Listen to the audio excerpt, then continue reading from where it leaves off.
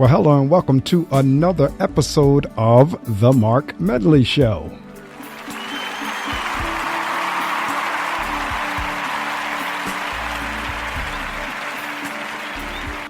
Thank you. If you don't know who you're listening to, this is your host, Mark Medley, and this is The Mark Medley Show. Well, this episode, I guess, kind of, sort of, could be considered as a part two to my previous episode that I titled, There is a Way to Do Business, and what we saw at the Oscars was not it. And today's episode is going to be more along the lines of use the Will Smith, Chris Rock debacle at the Oscars as a teachable moment. Particularly, this goes out for educators and for parents, that we ought to use what went down there at the Oscars as an opportunity for us to teach our children. We should not let this moment pass without us having a discussion with our children about what we saw at the Oscars last Sunday night was not the way.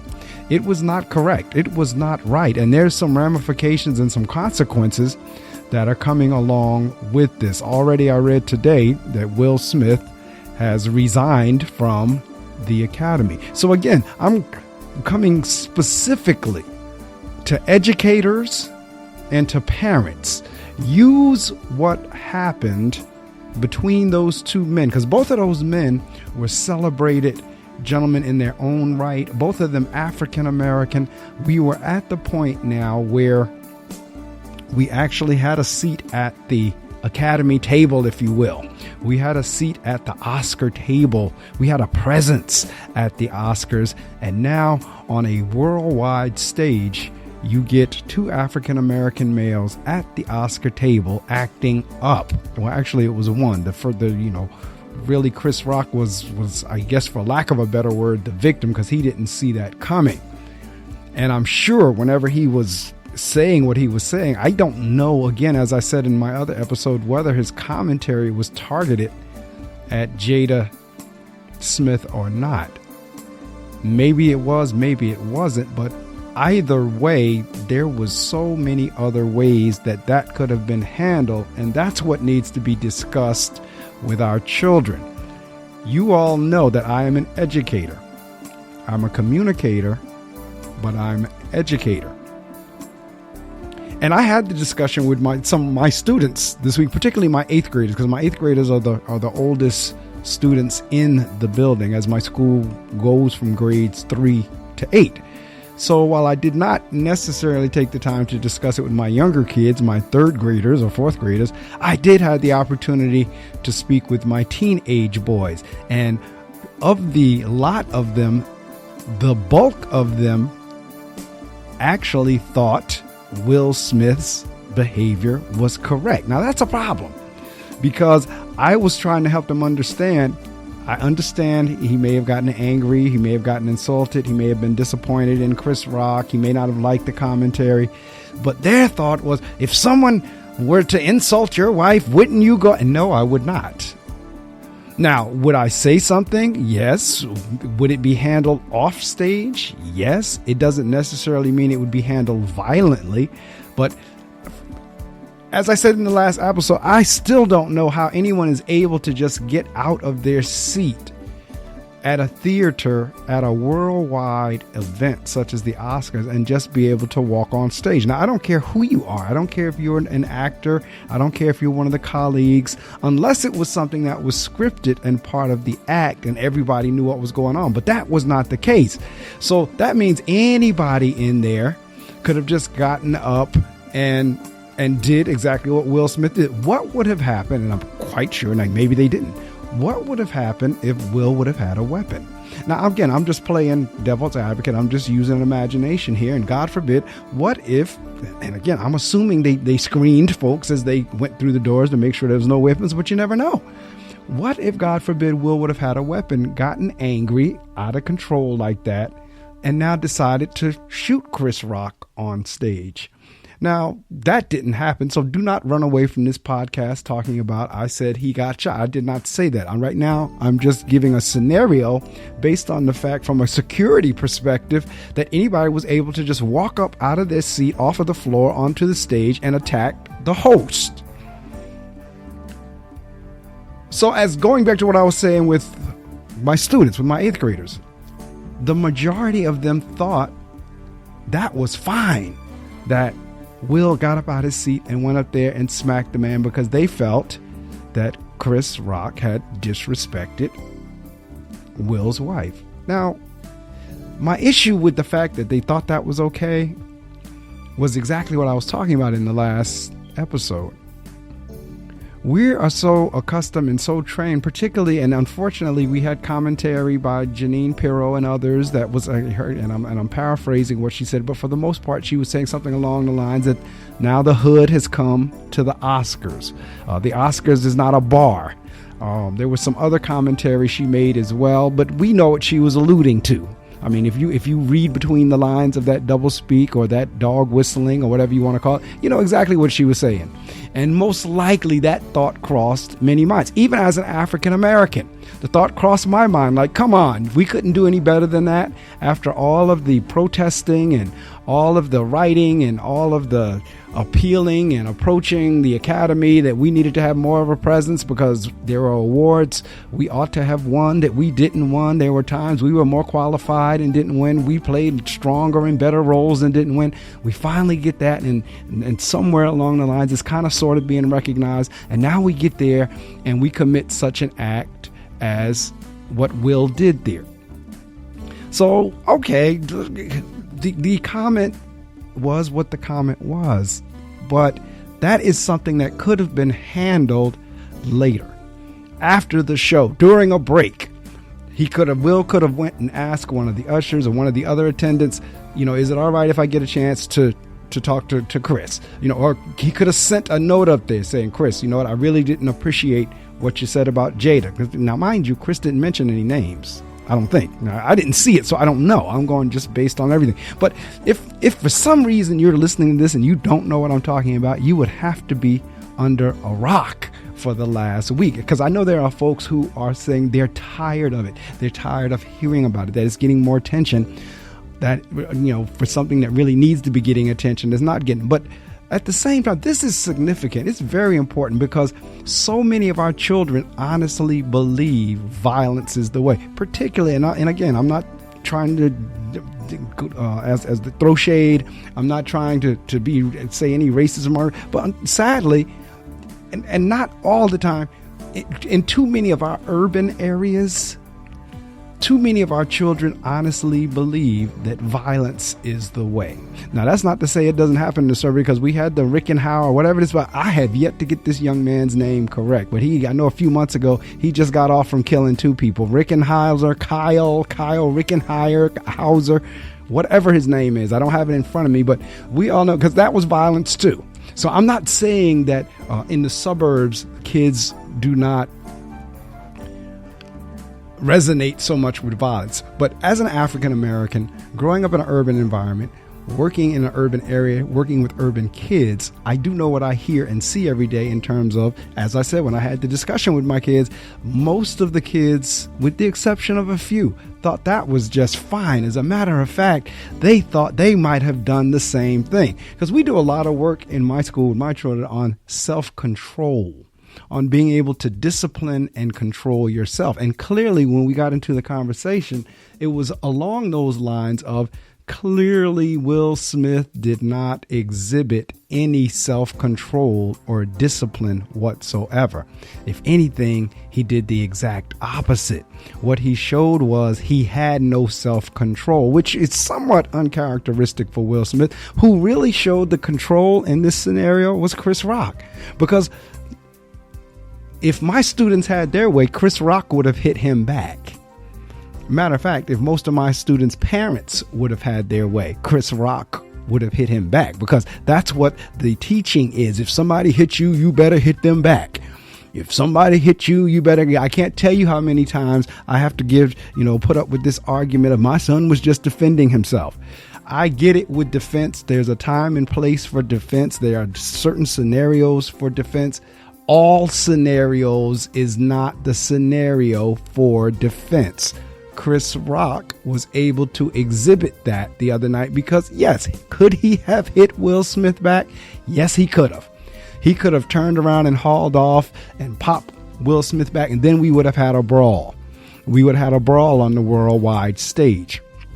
Now, I know Will has apologized tearfully, and I know he's resigned from the Academy, and yeah, there may be some more other consequences coming, because while Chris Rock may not press charges against Will, that was a worldwide show. And I am quite sure that the question is going to come up. You mean he can get up and hit somebody on a worldwide stage and nothing comes of it? No consequences, no prosecutions, no nothing. So I'm quite sure they're not going to let that go, because it's my understanding that and I don't even know where they were housed. I don't know if they were in New York. I don't know if they were in California. Las Vegas. I don't know where they were. But from what I understand is the state, whatever state they were in, could bring charges against Will Smith. That is a possibility, because again, you cannot let something that is in front of that large of an audience go unaddressed. There has to be something. There has to be some type of accountability. I don't even like the word per se consequences or punishment, but Will Smith does need to be accountable for that. Now, I don't know if something snapped in him. I don't know if his emotions took him over and he just didn't know what he was doing. I don't know if he was high. I don't know, because I'm not aware of, Chris Rock, of Will Smith doing drugs or anything like that. I don't know what was going on there. And I don't think the world knows what was going on there. All we know is this man got up out his seat, went up on stage and slapped another individual. Now, if this was down here on just plain old Joe, plain old Jane, that could be considered assault. At the least, that could be considered a form of assault. And now you've done this on a worldwide stage, and the thinking is, well, nothing is going to happen. Because see, that would be the epitome and the height of privilege, because we're always talking about privilege and race, but there's privilege in money and privilege in job as well. And if you're an actor or an athlete, you can assault somebody and nothing can happen. But if you're just plain old everyday Joe and Jane, then you could wind up in court or wind up in jail. So we can't have those kind of double standards. We can't have that. And so regardless of why Will went up there on that stage, it really doesn't matter. The fact is, he went up there and he hit somebody else. He struck another individual. And not only did he strike him, he struck it in front of a worldwide audience of witnesses. So he couldn't even say, well, I didn't do that. It was in front of a worldwide audience. And it could have been handled in so many different ways. So it behooves us as parents and educators to help our children understand, our teenagers, to help our boys, to help our girls, to help them understand that was not the way to go. There is a wonderful post in Medium, and I don't have it in front of me, that was written by a woman, and she titled the post that Will Smith was not protecting black women when he went up there and slapped Chris Rock. And I could not agree with her more. I shared that on my Facebook page. Actually, it was shared with me by Kevin Powell. And as soon as I saw it, I said, I'm going to have to share this with my folks as well. But I could not agree with that young lady more. Will Smith was not protecting black women when he went up there. Let's not get things twisted, because that's the other thing we do. We start mixing and merging issues, and issues that ought not be mixed and merged. No, Will Smith was not a hero on this. He really was not. And not for nothing, Jada Pinkett Smith was not a victim here. She was not, in my view. So use this as what we call a teachable moment. This has been a wonderful opportunity to help our young people understand that violence is not always the way, that violence only begets more violence. I was having a conversation with a young man the other day. Now, as a child, I was not one that fought. I didn't get into fights whenever I was kids. I really didn't. I did not. I was not, fighting was not my thing. But when I was a child, if we did get into a fight, they called it shooting the one. That means you fought one-on-one. Whoever won the fight. That was it. So if I won, that was it. If whoever I was fighting, if they won or he won or she won, that was it. And we went on about our business. But in 2022, even if you win, you lose. Meaning, I've now gone out and I've kicked somebody's behind. The next day, they come back with 20 or 30, as they say, rolling 20 or 30 deep. They gonna take 30 folks to now come take me out. So that's what I mean by, even when you win in today's times, you lose. And if it's vice versa, all right. So now the person has beat me. Now I go back and get 10, 15 of my friends and catch them up around the corner the next day. That's how things are going now. It is a different day. So our kids really need to understand that violence is not the way. Now, it depends on the situation. If you are somewhere alone, if you're on your way home, if you're out on the street and somebody comes and assaults you and attacks you, you need to do what you can to get a shot in if you can, and then get out of there, get out of the situation, get away. It ain't nothing about, no, don't worry about being called chicken and all that kind of. I know when I was a kid, they used to say, I'd rather be a live chicken than a dead duck. Get away. If you need to get a shot in to get the person off of you, do what you need to do. Get the person off of you. Get out of the situation. It's not a matter of being chicken. It's not a matter of being scared. It's a matter of saving your life. Now, if you are in a building or a school, and this is what we tell the school kids all the time, if you are in a school, there are too many adults around for you to handle it and to take matters on your own. So, you are in a school and one of your classmates hits you. You do not have to hit back. Now, that's contrary to what parents are telling the kids. I get it. But you do not have to hit back in a school. There are too many people. There are teachers, there are counselors, there are food services people, there are custodians, there are security guards, there are secretaries, there are principals, there are all kinds of people in the school that you can go say, little such and such just hit me. And at that point, it's up to the adult to do what they have to do based on the policies and procedures of the school in terms of how to handle, altercations like that. But once the child now hits back, then the authorities have to deal with both people. See, going back to this whole thing with Will Smith and Chris Rock, right now, authorities wouldn't have to handle Chris Rock because he didn't do anything. He didn't hit back. He didn't strike back. So it wasn't a fight. That was an assault because Will hit him and Will was not hit back. And that's what we try to get our kids to understand. Depends on the setting. You have to think. You have to think for yourself in terms of, what do I do here? You don't just react. You just don't go on impulse. You don't just, because see, again, Chris Rock was able to keep it together. Now, I'm not saying he didn't want to strike Will, because I'm quite sure somewhere, in his psyche, he wanted to hit Will back. But he also had enough wherewithal to understand where he was. Said, no, I can't do that here. And that's what we're trying to get our kids to see. They have to be able to get that. They have to be able to have situational awareness. They have to be able to understand where they are and when to do what when. Self-control. I'm going back again. I'm dating myself. When I was a child, there was a grade on the report card. Literally was a letter grade for self-control. And my parents were very clear. And while they did not want us to get anything lower than an A or a B, they were very clear. The one grade on there that better not be low is the one for self-control.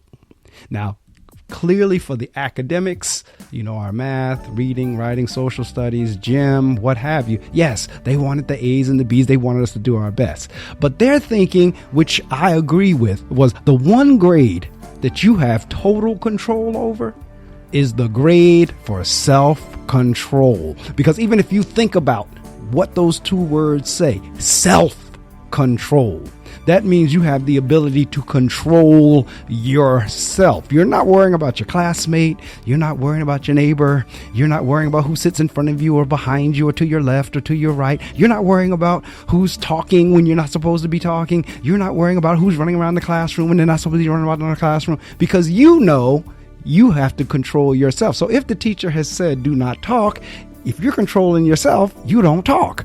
If the teacher has said everybody sit down, and kids start running around and you keep seated, you know you need to control yourself. So my parents were very clear. My mom and my dad was very clear. The one grade on that report card that better not be low is that grade of self-control. Over the years, self-control has been taken off of the report card.